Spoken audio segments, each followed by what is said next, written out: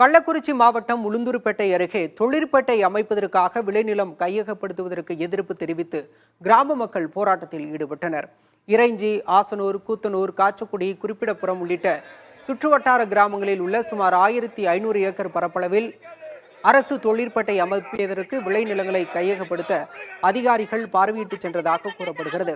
இதற்கு எதிர்ப்பு தெரிவித்த 500க்கும் மேற்பட்ட கிராம மக்கள் நிலங்களை கையகப்படுத்தினால் தங்கள் வாழ்வாதாரம் முற்றிலும் அழிந்துவிடும் என்று கூறி கண்டனம் முழக்கமிட்டதுடன் விளைநிலங்களில் நின்று மார்பில் அடித்துக்கொண்டு அழுது போராட்டத்தில் ஈடுபட்டனர்.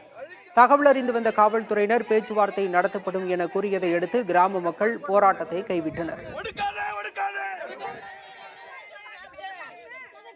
ஈத்தேன் மீத்தேன்னு தஞ்சாவூர்ல 1000 அடியில போர் போட்டீங்க, அதை அங்க போய் காட்டுறதை நிறுத்திவிட்டீங்க. அந்த விவசாய நிலம் மட்டும் பாதுகாக்கப்பட்ட வேளாண் மண்டலம்னு சொல்றீங்க.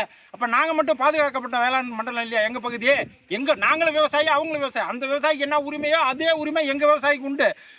நாங்க பயிரிடுற நிலம் விளவு எங்களை நம்பி 10 சனம் இருக்கிறாங்க. நாங்க எப்படியா போய்க்கிறது?